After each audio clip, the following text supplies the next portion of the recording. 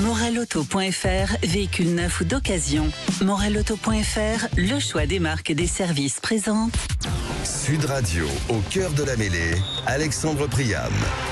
Bonsoir sur Sud Radio, on est ensemble jusqu'à 21h avant ce match ce soir Nouvelle-Zélande-Uruguay, mais surtout demain France-Italie sur Sud Radio. On est très heureux d'être avec vous. Venez parler rugby avec nous au 0826 300 300 sur la chaîne Twitch de Sud Radio. On est avec Daniel Herrero. Bonsoir Daniel. Salut Alex, amis du soir, bonsoir, amis de Sud Radio, bonsoir, je suis content de vous retrouver ce soir. Tu vois, je suis très content d'être avec toi Daniel pour parler un petit peu de rugby, pour parler du jeu et pour parler de ce France-Italie de demain soir. On est avec Lucien Gasparac. Bonsoir Lucien. Ciao Lucien, il est d'où Lucien? Tu es d'où Lucien? C'est du Pays Basque. Pays Basque. Cœur du Pays Basque, Lucien, tu es de la Soule, en bas du Labour. Et de la Soule. Ah, t'es de la Soule, près de Moléo. Parfait. Ça y est, ok Lucien. On est deux, Soultin aussi, personnellement. Derrière Tardette, voilà, bon. Toute la famille est là-bas. Lucien est avec nous pour nous faire le journal de la Coupe du Monde. Lucien, beaucoup de choses à évoquer, notamment, encore une fois, le cas Dupont. Le cas Dupont, effectivement, pas un jour ne se passe sans qu'on observe les moindres faits et gestes d'Antoine Dupont. Mais on n'a pas démarré le journal avec un jingle, mais c'est pas grave, on y va quand même. Allez, jingle, Maxime. Les fromages Matok, l'affineur des Pyrénées au cœur de la mêlée, présente Sud Radio, le journal de la Coupe du Monde. Ah là c'est mieux, Lucien Gasparac. C'est mieux, bah oui, forcément. Avec un jingle c'est beaucoup mieux. Parlons effectivement du cas Dupont, puisqu'il n'y a pas une journée qui passe sans qu'on prenne des nouvelles du demi de mêlée. Oui, et on observe chacun des faits et gestes d'Antoine Dupont, et aujourd'hui il a sprinté, il a fait des courses à haute intensité, et il a même récupéré des ballons après des chandelles que lui a envoyé Gaëtan Boissard et Nicolas Jean-Jean, les préparateurs physiques du 15 de France. Donc voilà, tout va bien pour Antoine, et il passe les étapes de sa récupération petit à petit et de mieux en mieux. Et oui, et ça c'est intéressant, toute l'actualité donc autour du capitaine des Bleus, mais il y a tout de même ce match décisif demain face aux Italiens. Oui, demain soir 21h à suivre en direct sur Sud Radio, et en conférence de presse le manager des Bleus Raphaël Ibanez explique pourquoi il ne faut pas sous-estimer les Italiens et ce que ce match représente pour nos coqs. On l'écoute. Alors on a évidemment pris le temps de revenir sur ce match lors du précédent tournoi Destination, mais aussi des précédentes rencontres qui nous ont opposés aux Italiens. Ça a été chaque fois un combat très âpre avec une équipe italienne en constante progression. On ne maîtrisera pas forcément la remise en question chez eux, leur façon dont ils ont pu aborder cette semaine après ce qu'ils ont vécu face à la Nouvelle-Zélande. Ça en fait ça leur appartient. En revanche, nous on a besoin d'être forts sur ce que l'on sait faire, c'est-à-dire ce que l'engagement, notre état d'esprit, et surtout c'est un test de maîtrise en fait. Oui, voilà, ce test de maîtrise, c'est intéressant. Et les Bleus qui donc sont pas les seuls aussi à connaître des pépins dans leur effectif. Oui, les Anglais ont vu un forfait pour le reste du tournoi. Jack Willis, le troisième ligne du Stade Toulousain, qui s'est blessé au cou. On ne connaît pas encore le nom de son remplaçant, mais c'est un coup dur, parce que c'était un joueur tellement puissant pour cette troisième ligne. Donc coup dur pour nos amis anglais. Oui, et puis il y a France-Italie, donc ce qui demande il y a France-Italie demain, mais une autre affiche attire l'attention de la planète rugby ce week-end. Oui, c'est le Écosse-Irlande à 21h samedi soir, match également à suivre en direct sur Sud Radio. Et alors pour résumer, voilà, les coéquipiers de Finn Russell, les Écossais, doivent gagner sans laisser le bonus défensif aux Irlandais, et ils doivent avoir le bonus offensif pour se qualifier. Gregor Townsend, le sélectionneur de l'équipe d'Écosse, a remplacé 12 des vainqueurs de la faible équipe de Roumanie pour mettre son équipe type face aux Irlandais. Normal, vous me direz, hein, tout comme les Irlandais qui ont mis l'équipe type avec Johnny Sexton capitaine et Ian Anderson titulaire à la place de James Ryan. Donc voilà, choc de Celtes, choc de Titans samedi soir à 21h. Et puis, comme on le disait, il y a aussi l'Afrique du Sud qui est sous la menace de sanctions de l'Agence mondiale antidopage. Ça, c'est quand même une drôle d'affaire. Oui, ça me fait vibrer la planète rugby aujourd'hui, puisque l'équipe nationale de rugby sud-africaine pourrait disputer son quart de finale potentiel contre l'équipe de France, en plus sans son hymne, sans son drapeau ou encore sans son maillot. La raison de cette possible sanction est le fait que l'Afrique du Sud n'a pas encore signé le dernier document de l'Agence mondiale antidopage qui uniformise les règles en matière de lutte contre le dopage. Donc s'il ne le signe pas, il pourrait se retrouver sans l'hymne, sans le drapeau et sans le maillot, ce qui nous arrangerait. Et puis donc la dernière journée de la phase de poule qui commence ce soir avec Nouvelle-Zélande-Uruguay. Oui, un match déséquilibré sur le papier, mais les Uruguayens pourraient se qualifier. Pour cela, il faut qu'ils battent les Néo-Zélandais de 80 points et que les Néo-Zélandais ne prennent pas de bonus et que les Italiens ne prennent pas de bonus. Donc ça reste très compliqué. C'est un match forcément qui va être déséquilibré, qui va sûrement encore voir les Néo-Zélandais faire une démonstration. Mais voilà, c'est à suivre à 21h.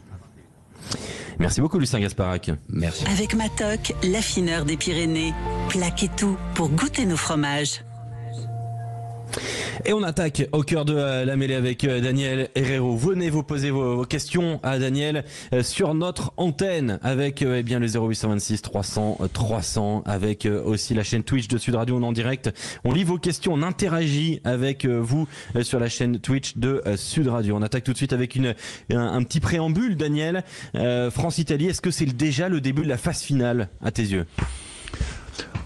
Très honnêtement, je le ressens pas comme tel. La phase qualificative est pas totalement terminée. Elle a un état d'esprit. Elle a une sensibilité assez particulière. La phase dite qualificative, à savoir, il faut sortir dans les 2 premiers d'une poule de 5 et pour se qualifier pour les quarts de finale. Eh ben, c'est pas totalement conclu. On voit bien que les hypothèses quand même sont déjà largement cernées, on dira, notamment dans la poule du 15 de France, mais quand même, il y a encore des zones de petite incertitude. La France n'est pas radicalement qualifiée encore. On pense qu'elle le sera ou qu'elle l'est déjà dans le cœur, dans le corps et même dans la réalité rubistique de l'ordre de 90 ou 95%. Mais enfin, elle n'est pas totalement. Non, je pense, j'aime pas trop l'hypothèse. C'est un 8e de finale. Je vois pas pourquoi. Je vois pas bien pourquoi. Je ressens pas bien pourquoi. Et non, pourtant, on finit une phase qualificative. De France, Daniel. Hein. Pardon ? Le staff de l'équipe de France nous dit en boucle, c'est un 8e de finale. Tiens, écoutons Maxime Lucu. Maxime Lucu, il est catégorique sur l'idée. On écoute Maxime Lucu qui nous parle de 8e de finale. Mais on sait très bien que c'est un match à élimination directe maintenant. Comme on l'a dit après le match de la Namibie, les matchs de poule entre guillemets étaient finis. Donc forcément que voilà, c'est soit tu continues la semaine prochaine et tu prépares un quart de finale, soit tu rentres à la maison. Donc forcément que la tension elle est un peu plus grande, mais voilà, ça, on est dans ce sens-là depuis un petit moment, mais voilà, maintenant on passe aux choses sérieuses et le match de vendredi en est le parfait exemple. C'est du côté de Maxime Lucu. Écoutez Fabien Galtier, il passe encore une étape supérieure. Pour lui, c'est le match le plus important depuis qu'il est entraîneur de l'équipe de France. C'est le moment le plus important de nos 4 ans. C'est le match le plus important de nos 4 ans, parce qu'il arrive maintenant. Et qu'en fait, le sport, c'est le présent, uniquement le présent. Et le présent, c'est ce match-là. Ah, celle-là, elle est quand même exceptionnelle. C'est Daniel, c'est quand même cette phrase-là. Elle veut tout, elle veut rien dire. Et en même temps, elle est juste, mais... je ne sais guère si elle est juste, elle définit un état d'esprit. Le sport, c'est le présent. Merci beaucoup, ça va, on a bien compris. Le jour du match d'ouverture contre les All Blacks, c'était le match le plus important, peut-être de la décennie, tout en présageant que les matchs qui allaient suivre auraient aussi cette coloration-là. Dans l'hiver dernier, même dans la préparation, le match contre le dernier match de préparation contre l'Australie, en cœur d'été, déjà il était le match le plus important de la phase préparative et peut-être donc de cette préparation Coupe du Monde. Enfin bon, il y a l'idée que à chaque jour suffit sa peine et chaque match a son intensité, a sa qualité, a sa caractéristique, chose qu'il faut toujours prendre évidemment avec sérieux, avec application, avec méthode et avec rigueur. Bon, le match de demain, je vois pas en quoi il est quart de finale. On sait même que d'effet les Français pourraient se qualifier. Il a pas la sévérité d'un match radical couperé. Maintenant, en mettant cette métaphore de l'éliminatoire dans un match encore de phase qualificative, tu mets une pression morale. Voilà, une pression morale. Et derrière, Raphaël Ibanez, le manager général, a ajouté que il serait capital dans cette période et dans le match de demain, enfin dans le match de vendredi contre les Italiens, d'être dans la maîtrise. Ça veut dire que dès que tu arrives dans les matchs éliminatoires, la maîtrise devient un élément moral majeur du comportement des hommes. En d'autres termes, pendant la phase éliminatoire, si tu donnes 3 points à l'adversaire, tu sais que qu'il faudra que tu en marques au moins 5 pour gagner. Si tu en donnes 6, il faudra que tu en marques 8. Enfin bon, tu vois à peu près la démarche. Et à partir de là, tout ce qui sera maîtrise, réalisme, application, ce qui fait que souvent la phase éliminatoire n'a pas la beauté ou les envolées des matchs qualificatifs, parce que tout devient extrêmement rigoureux. La maîtrise est l'élément dominant du comportement des hommes en phase éliminatoire. Donc demain, moi je le perçois encore, vendredi, je le perçois encore comme un potentiel. Non pas rodage, mais à peaufiner. Il est encore important que demain, le 15 de France, certes, la performance, le résultat est très important, mais la qualité du rugby produit, elle est aussi très importante dans l'allure du moment du 15 de France. On va du côté de la Seine-sur-Mer. Oui, la Seine, c'est près de chez moi. On va rejoindre Nicolas. Salut Nicolas. Salut, bonjour à tous. Salut Nicolas. Comment ça va Nicolas? Écoutez, ça va très bien. Alors très bien. Nico. Puis, bon, quand même un peu stressé pour demain, parce que malgré tout, le match il est quand même capital, parce qu'en cas de défaite, on peut être éliminé. C'est quand même un comble d'être éliminé de notre propre tournoi. On fera comme les Anglais en 2015, donc faut quand même éviter ça. Mais je pense que c'est quand même quelque part le début des phases finales, parce que comme je dis tout à l'heure en préambule, c'est un match où on peut être éliminé si on perd, donc c'est quelque part une sorte de phase finale, quoi. Voilà, déguisée, on peut dire. Donc il faudra quand même être costaud, se méfier des Italiens, parce que si on les prend de haut, si on croit qu'on est déjà qualifié, comme je peux entendre sur différentes antennes par les commentateurs qui disent oui, la France va affronter l'Afrique du Sud, on va affronter l'Irlande, mais je pense que ça c'est pas des choses à faire, parce que ça peut mettre dans une bulle, et qui fait qu'au moment où on arrive au moment du match, et ben derrière on se fait surprendre, quoi. Et on sait que cette équipe italienne, même si elle en a pris 96 contre les Blacks, elle est capable de surprendre, quoi. Donc faut quand même prendre ce match, être très sérieux sur ce match de demain, et tout faire pour gagner, pour finir premier, même si quelque part le quart de finale ce serait soit l'Irlande, soit l'Écosse, soit l'Afrique du Sud. Donc autrement dit, c'est un quart de finale compliqué, mais en tout cas c'est ce match contre l'Italie qui est un faux huitième de finale, puisque ça reste un match de poule, mais c'est un match qui est capital. Donc oui, pour moi, c'est quelque part le début on est rentré dans les phases finales, quoi. Voilà, et je suis assez d'accord avec l'état d'esprit que Fabien Galtier a expliqué en conférence de presse, ou comme a dit Daniel à propos de Raphaël Ibanez. Et je pense que Maxime Lecou, il a raison de dire il faut comprendre que si on perd, on est éliminé. Donc il faut gagner. Oui, mais ils le disent à qui? Ils le disent à qui? Ils le disent à nous, aux supporters, ou à eux-mêmes, Daniel? Vas-y Nico. Je pense qu'ils le disent. Je pense que c'est un peu des deux, quoi. C'est d'une part pour que tout le monde garde la tête froide et garde les pieds sur terre, et aux supporters de peut-être éviter de trop s'enflammer, parce que voilà. Oui, mais bon, c'est eux qui jouent, hein. Comme on dit, qui méprise l'ennemi, qui sous-estime et méprise l'ennemi sera vaincu. Donc, comme a dit Sun Tzu. Donc c'est un peu des deux, je pense. Daniel. Oui, la citation de Sun Tzu, elle est intéressante. En d'autres termes, dans ce match-là, il y a l'allure plutôt d'un 15 de France confortablement et logiquement installé dans une position, j'allais dire, de favori pour la qualification. Ça donne de la confiance, ça donne de l'assurance, mais en même temps, tu joues contre l'Italie, qui est une équipe que tu rencontres depuis des années, depuis les années 2000 dans le tournoi Destination. Donc c'est un adversaire régulier que tu cernes et que tu connais. Donc tu as à peu près la certitude que aucune des performances contre l'Italie n'a été dans l'aisance, à part une ou deux peut-être dans les années 2000, 2005, 2010. Mais sinon tous les matchs contre l'Italie sont difficiles. Donc en conséquence de ça, tu te dis à l'évidence, qui pourrait penser qu'on va jouer les mains en haut du guidon avec de la suffisance, avec je dirais quelque chose qui ressemblerait à pas du narquois ou de la prétention. Enfin, ça apparaît du domaine de l'impossible. Et quand on fait parler Maxime Loukou, qui par nature et par définition est un homme de rigueur, d'application, de méthode, de grande humilité, tu vois, Maxime qui va donc prendre le poste de numéro 9, celui dévolu à Antoine Dupont. Donc évidemment, on voit que en rien on ne pourrait avoir une attitude suffisante sur ce match. Et en plus, il y a malgré tout l'idée qu'ils en ont pris 96, ces Italiens, contre les All Blacks. Oui. Tu vois, et 96, c'est quand même considérable. C'est un score hallucinant, 13 essais, ou 12 ou 13 essais.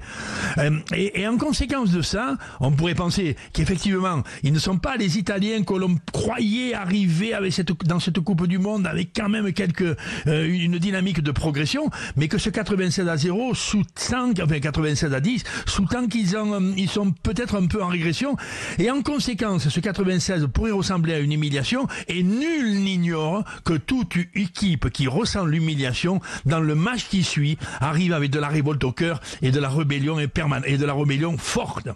Donc, dans la conjoncture morale de ce match de demain pour les Français, laisse penser que les Italiens, ils vont être gorgés d'un orgueil qui est peut-être dangereux pour eux, parce qu'ils vont vouloir à tout prix montrer que la performance contre les Blacks n'était pas logique. L'orgueil a multiples facettes, il peut transcender la performance, mais il peut aussi l'altérer. Hein. Voilà, et donc on a autour de ce match l'idée que il n'est pas radicalement éliminatoire. La France va sans doute se qualifier, même serait-elle défaite. Bon, on voit bien qu'il y a quelques hypothèses, mais la France en rien ne peut arriver avec de la suffisance. Mais ça c'est dit, ça c'est redit, et jamais, excepté la petite auréole de ce match contre l'Uruguay il y a 3 semaines. Jamais, depuis 4 ans, l'équipe nationale française de rugby est arrivée sur quelconque terrain avec de la suffisance dans son cœur. Jamais, effectivement. Et on va parler justement de l'Italie dans un instant sur Sud Radio. Nicolas, reste bien avec nous. On va continuer de parler de rugby avec toi du côté de la Seine-sur-Mer, et vous aussi au 0826 300 et sur la chaîne Twitch de Sud Radio. Focus sur l'Italie dans un instant avec Daniel Herrero. À tout de suite. Morelauto.fr, véhicule neuf ou d'occasion. Morelauto.fr, le choix des marques et des services présente. Sud Radio, au cœur de la mêlée, Alexandre Priam. Vous êtes sur Sud Radio au cœur de la mêlée jusqu'à 21h avec Daniel Herrero, notre consultant Sud Radio, avec vous au 0826 300. On est avec Nicolas, auditeur Sud Radio de la Seine-sur-Mer, et on va parler un petit peu de cette équipe italienne qui va affronter les Bleus demain à 21h sur Sud Radio, avec l'avant-match dès 19h sur notre antenne, après match jusqu'à minuit. Oui, parce que ça promet donc autour de cette rencontre. On va parler justement de cette équipe italienne avec Mirko Bergamasco. Petit retour sur ce qu'il nous disait hier, c'était sur Sud Radio lors de l'émission Au cœur de la mêlée. Mirko Bergamasco qui parlait bien de ce match qui a toujours une saveur particulière. Quand tu as un cousinade, c'est que voilà, tu veux montrer que tu es mieux que l'autre, tu veux montrer que tu t'en sais plus que l'autre, voilà, tu veux montrer un peu ton statut. Et en fait, c'est un match à part. C'est un match à part pour Mirko Bergamasco, avec une vigilance très particulière de la part de Fabien Galtier sur ces Italiens. On l'écoute. Ça va être un match très difficile face à une équipe qu'on connaît bien, qui a été blessée. C'est le pire. Une équipe blessée, c'est très compliqué à jouer, très difficile à jouer. Il n'y a pas de routine. Il y a une manière très particulière à aborder ce match. Si tu gagnes, tu continues. Si tu perds, tu as fini. Ne serait-ce que l'enjeu. Il suffit à comprendre comment on va se préparer. Alors forcément, on va pas mettre de côté cette équipe italienne, Nicolas de la Seine-sur-Mer et Daniel Herrero, mais qu'est-ce qu'elle peut nous faire comme mal, en fait, cette équipe italienne? Sur quel point elle peut nous poser problème, Daniel? Ouais, d'abord, je comprends pas honnêtement le ton de cimetière de Fabien Galtier. Non mais c'est fou. Non mais c'est le dingue. ton de cimetière. Je comprends le sérieux, je comprends la considération. Tu vois, je comprends même l'analyse qui t'amène à penser qu'un adversaire blessé, c'est difficile. Et à l'évidence, mais un adversaire en pleine forme, c'est très difficile, les collègues. Tu vois, un adversaire blessé, c'est difficile. Mais un adversaire blessé, si tu le finis, c'est terrible pour lui.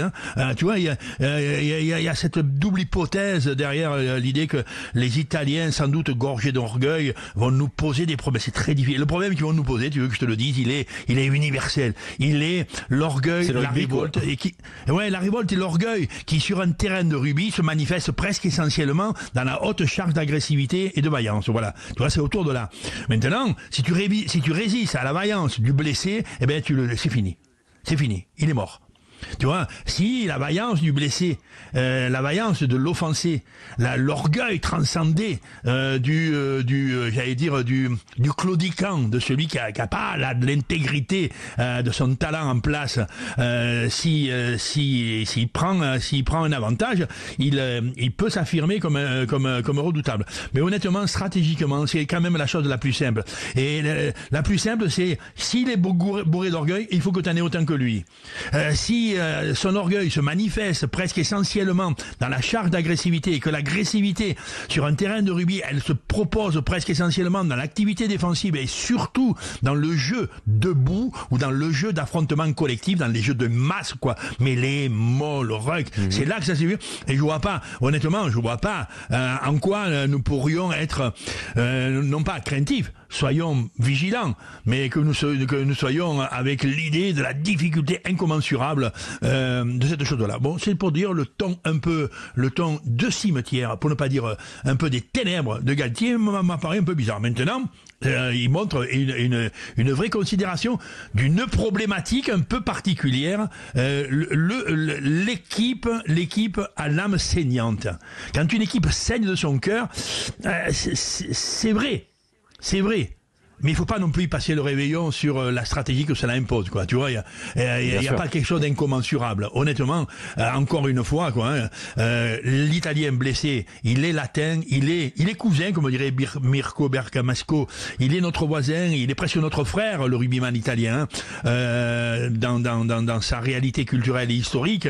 On sait que cette touche de rébellion sera importante, mais elle ne peut pas transformer la façon dont on les appréhende, qui se doit d'être lucide, méthodique, sans aucun doute, au moins à égalité d'orgueil. Oui, et justement, tiens, parlons un tout petit peu de cette équipe italienne demain, Nicolas, de la Seine-sur-Mer. Je te refais la compo. En première ligne, Ferrari, Faiva, Ceccarelli. En deuxième ligne, Canone et Ruzza. En troisième ligne, Negri, Lamaro autour de Canone, Lorenzo cette fois-ci. La charnière, Varane, Alan. Au centre du terrain, Garbici, Brex. Aux ailes, Montiglione et Pierre Bruno. Et puis à l'arrière, Ange Capozzo. Est-ce que t'inquiète un petit peu cette équipe ?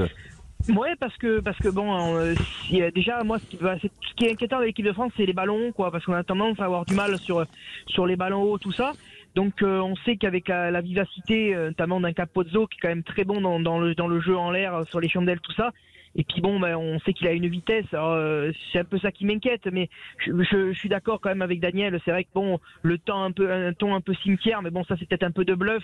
Et puis je pense que Galtier, tout à l'heure Daniel en a un peu parlé, c'était sur le match de l'Uruguay. Le match contre l'Uruguay, on est arrivé en disant ouais, on va les destrocher, on va les fracasser. Et au final, on s'est aperçu qu'on a eu du mal. Et je pense qu'il a peut-être pas envie que ces joueurs, ou même que, comme je disais, le public pense que ça y est, c'est fait, c'est la fête, on est qualifié. Et qui veut absolument les maintenir quelque part en disant les gars, si vous merdez comme vous avez merdé contre l'Uruguay, l'Italie c'est quand même un peu plus fort que l'Uruguay, ils ont quand même des bons petits trois quarts, si jamais vous faites les cons, derrière ça peut aller vite.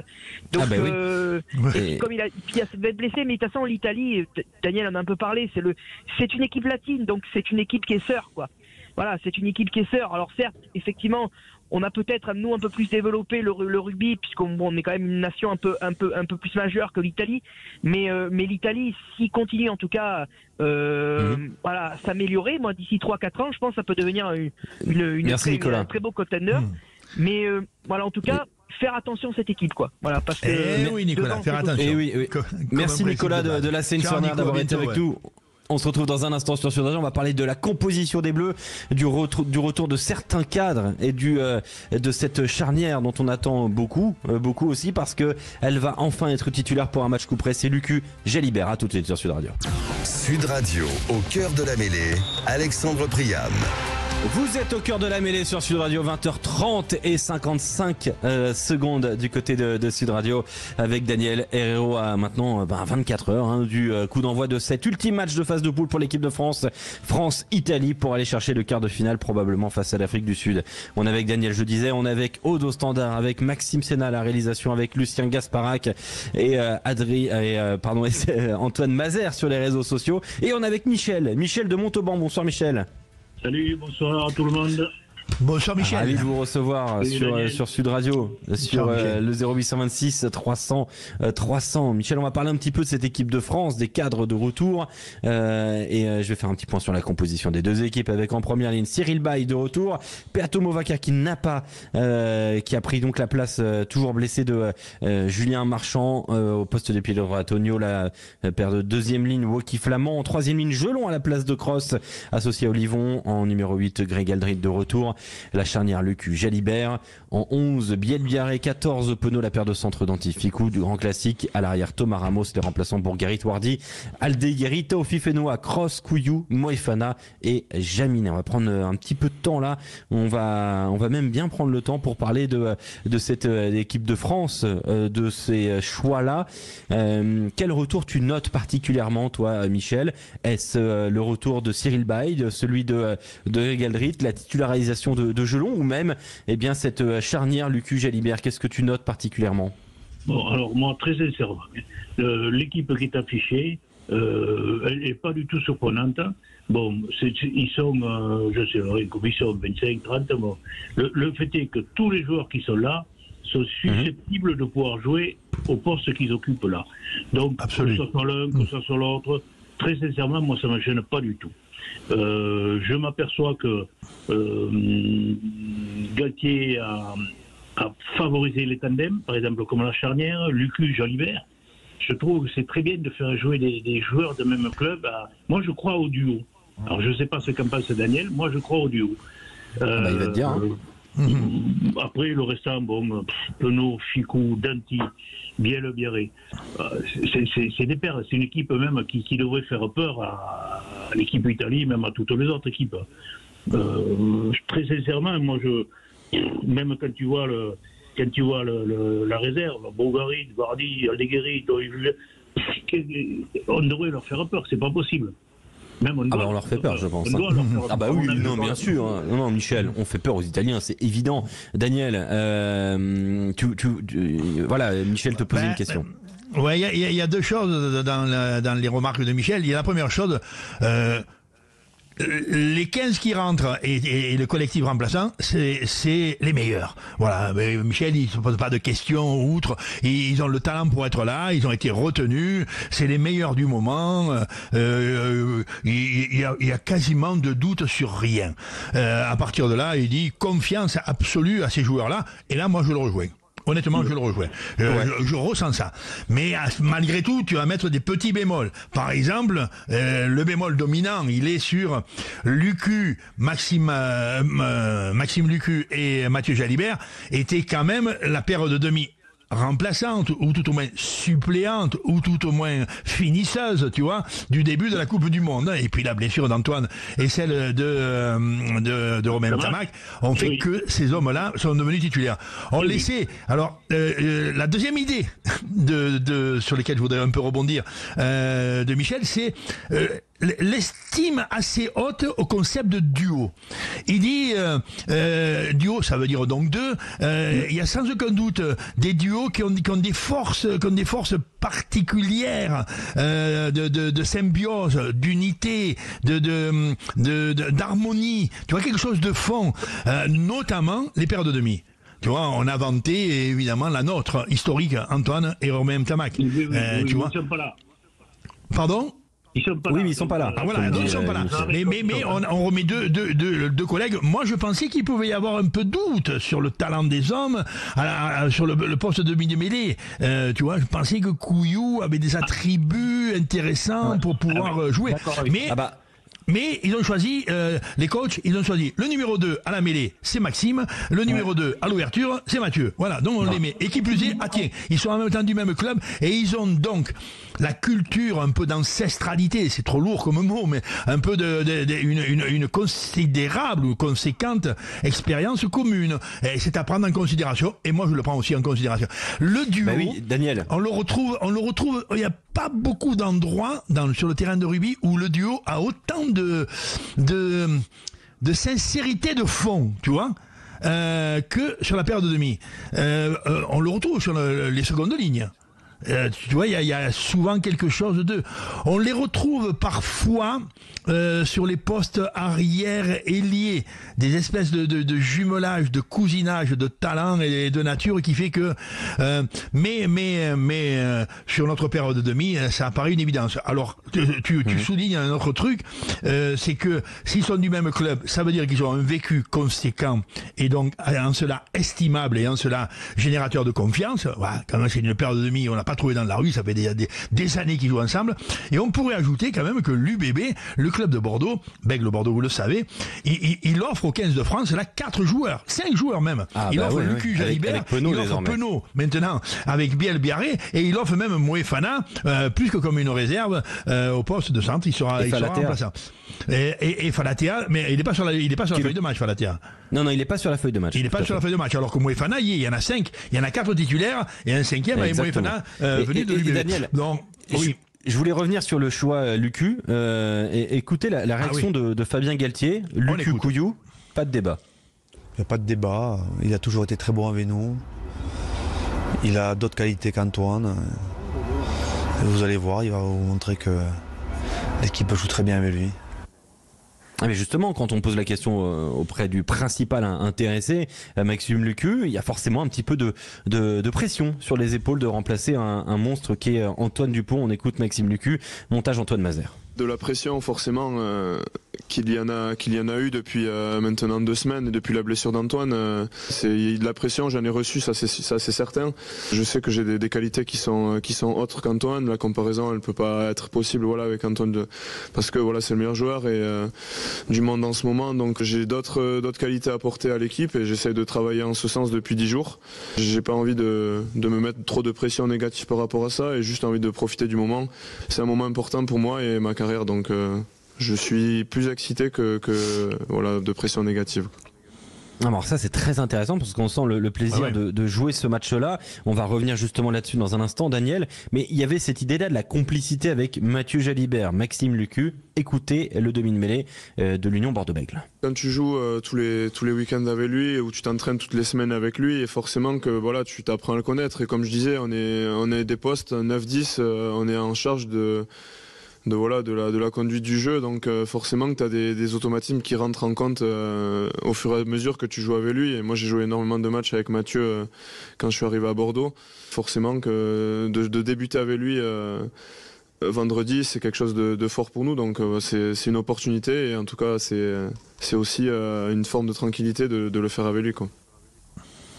Cette tranquillité-là, alors il y a beaucoup de choses dans ses propos quand même, Daniel, mais ce que dit déjà Maxime Lucu, c'est que il est content en fait d'avoir cette chance-là aussi. Ah oui, mais il y a quelque chose de très beau dans les propos de Maxime Lucu.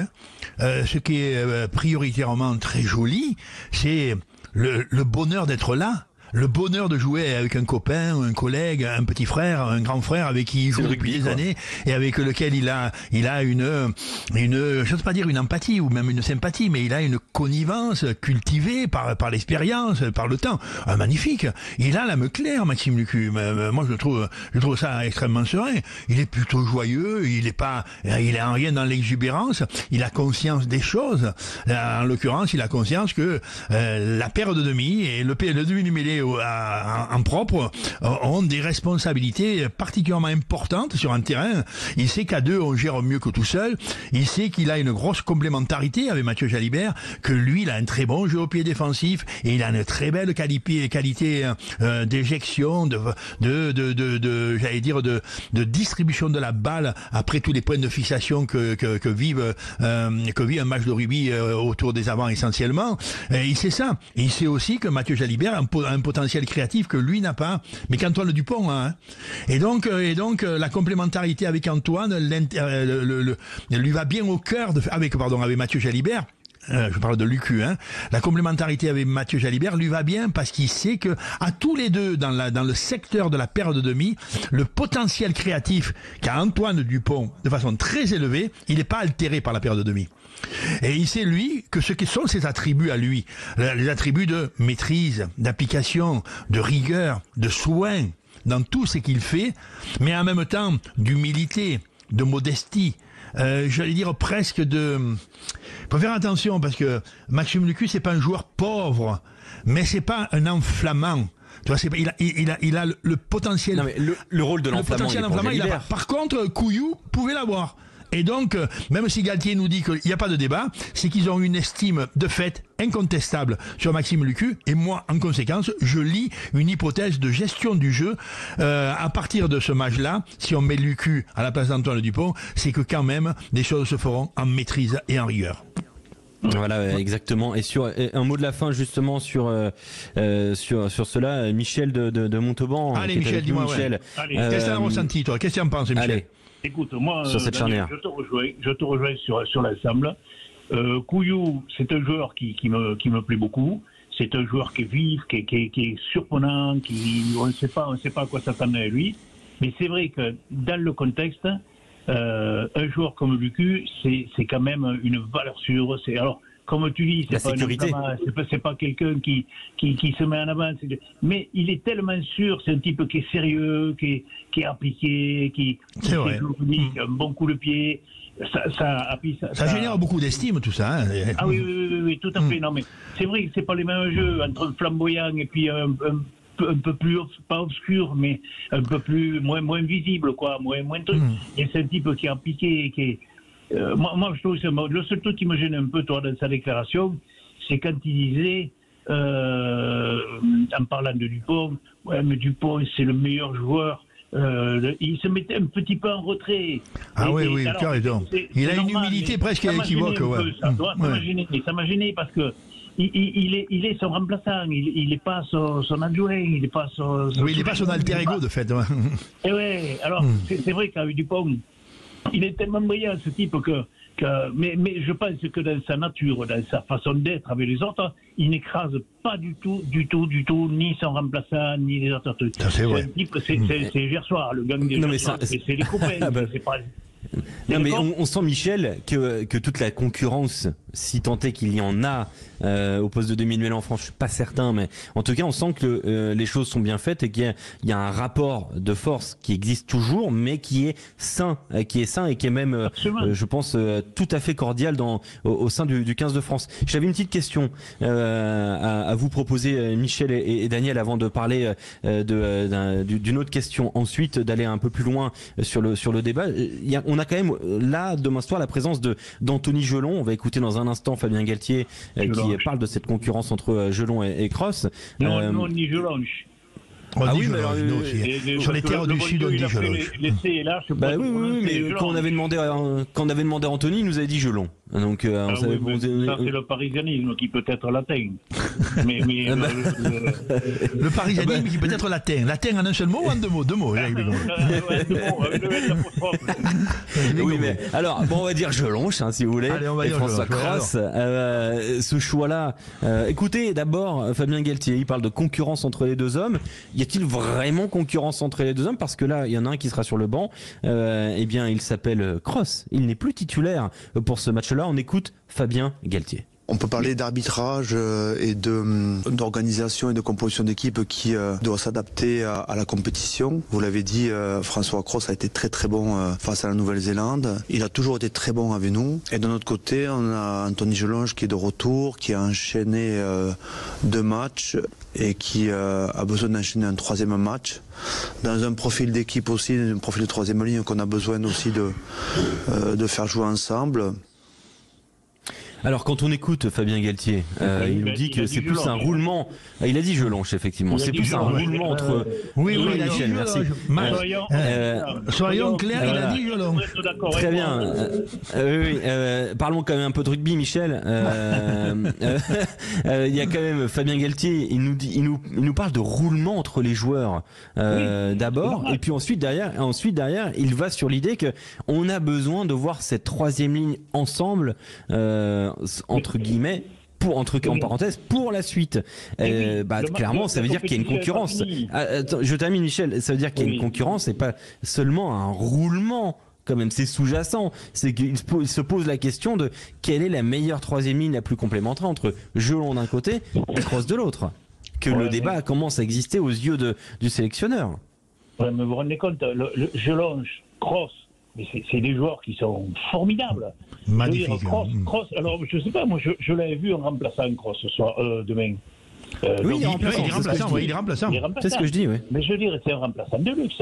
Je veux dire, le père Cros, il rentre, mais il bouscule tout le monde. Je veux dire, c'est fait partie de ces joueurs jokers qui sont à disposition du. Alors après, comparer Cros à c'est pas les mêmes qualités quand même. Ouais, mais c'est peut-être pas tout à fait le même. Moi, ça me gêne pas du tout, très sincèrement. Ça me gêne pas du tout que Cros soit remplaçant et je le veux.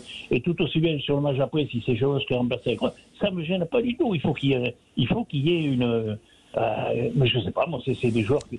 Ça me gêne pas. Sincèrement, je sais pas ce que Daniel en pense. Moi, ça me gêne pas que l'un soit remplacé et l'autre pas. Et vice versa, parce que sur notre match. Et puis, on aura besoin de tout le monde. La compétition. Oui, mais. Bien sûr, c'est pour ça qu'il y a 23 joueurs. On en est à la soupe, là. Mais bientôt, on va attaquer le plat de résistance, là. Oui, Daniel, Cros, Gelon, officiellement, il n'y a pas de concurrence annoncée. Mais bon, dans les mots de Fabien Galtier, on comprend autre chose. Oui, dans les mots de Fabien Galtier, il nous laisse dans une ambiguïté, là. Oui, les deux sont très estimables. À l'évidence, merci, tu vois, la considération sur ces 2 joueurs est totale. Ils ont tellement de valeur, tu vois, les deux, hein, et en proue de toutes les valeurs que ces hommes ont dans leur cœur et dans leur corps, tu as la vaillance et l'extrême solidarité. C'est des hommes d'un grand goût du partage, d'un grand goût du don d'eux-mêmes. En cela, ils sont infiniment estimables et ils sont même interchangeables. Après, derrière l'estime, il en a déjà fait 2 matchs, Anthony Gelon, il revient après, et quand même, un 3e match lui ferait du bien. Ça veut dire qu'en perspective du 4e, c'est-à-dire en l'occurrence du quart de finale, il serait bien quand même qu'il ait encore 1 heure de jeu dans les jambes. Je pense que donc cela sous-tend que malgré tout, l'option Gelonge devient dominante. En conséquence, elle devient dominante dans le cœur de Galtier, je pense, et dans la pensée rationnelle de Galtier, avec 2 hypothèses. Les 2 sont d'exceptionnels défenseurs. François Cros est un défenseur admirable, mais admirable. Il est probablement un des tout meilleurs défenseurs français, sinon le meilleur. Un maître de la zone de rock. Voilà. Et Anthony Gelonge, il est de cet ordre-là. Il reste que derrière cette gaillardise, tu vois, cette robustesse que l'acte défensif demande, et cette générosité relationnelle, sacrificielle que l'acte défensif demande, il y a chez Anthony Gelonge une auréole de rudesse que François Cros a un peu moins marqué. Gelonge, porteur de balle aussi. Alors, avant ça, et parce que pour moi c'est un élément décisionnel pour Galtier. Galtier, il remet la 3e ligne la plus raide qu'il a sous les mains. La plus raide dans le sens agressive, dur, mal, féroce, choc, tu vois, voilà, il se conforte, il a pas de doute vraiment sur sa paire de demi, mais il veut une absolue certitude de gaillardise sur ses 3e lignes. Deuxième paramètre, ils sont très humbles, les 2 là, et 2, Gelonge est peut-être un peu plus raide, un peu plus agressif, un peu plus dur au mal que pourrait l'être François Cros. Tout ça étant très discutable. Et le dernier point, tu viens de le souligner, c'est que quand même, il y a un potentiel joueur. Le joueur voulant dire capable d'être dans les différents secteurs du jeu. quand on construit du mouvement, qu'est Anthony Gelon. Anthony Gelon, il est plutôt un bon passeur. Il est plutôt, en termes de course, il est capable d'aller dans les grands espaces, peut-être un petit peu plus que François Cros, qui est souvent cantonné, tu vois, dans les zones âpres de la houle dangereuse, de la bourrasque des regroupements. Il est par là, François Cros. Anthony Gelonge, il peut aller un peu au large parce qu'il a la technicité un peu plus affinée et parce qu'il a sans doute aussi un goût de la balle un petit peu plus prononcé. Tu vois, pour Gelonge, jouer au ballon, c'est quand même un acte de rugbyman. Pour François Cros, plaquer, donner et se sacrifier, c'est l'acte base de sa mission. Un dernier mot avec toi, Daniel, avant de te libérer et d'aller vers la petite session de cadeaux sur Sud Radio. Oui, on connaît un peu l'issue quand même de ce match-là. Oui, mais quand on a vu les Français contre les Uruguayens, on se dit pourquoi pas. Alors vas-y, dis-moi, Max. Je me posais alors une question.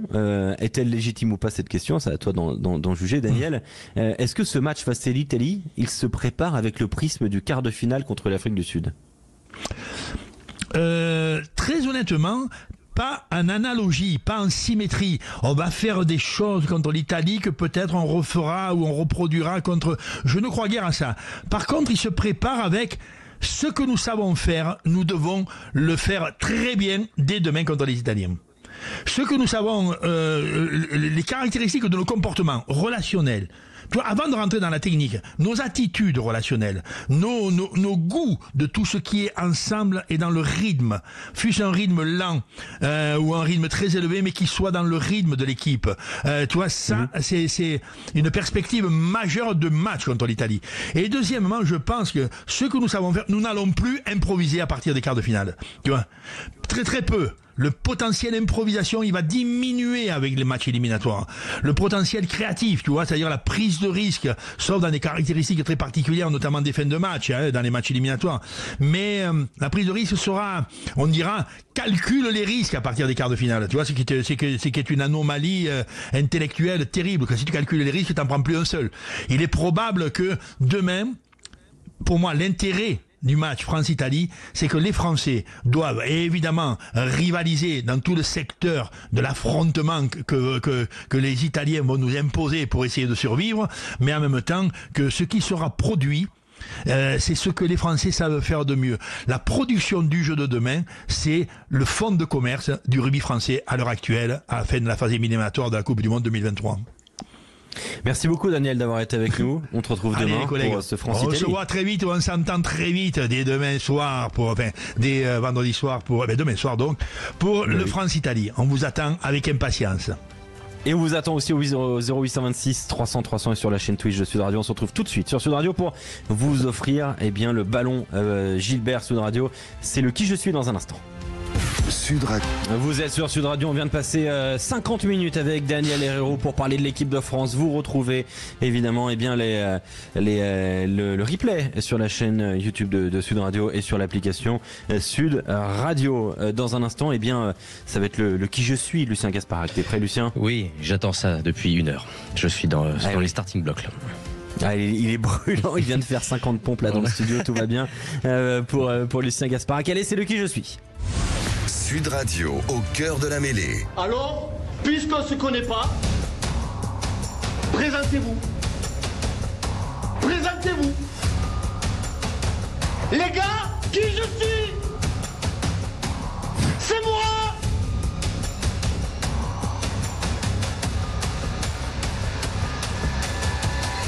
C'est moi. Je suis un monsieur. Ça, c'est se présenter. Et ouais, c'est comme ça qu'on se présente sur Sud Radio dans Au cœur de la mêlée. Bonsoir Augustin de Paris. Bonsoir.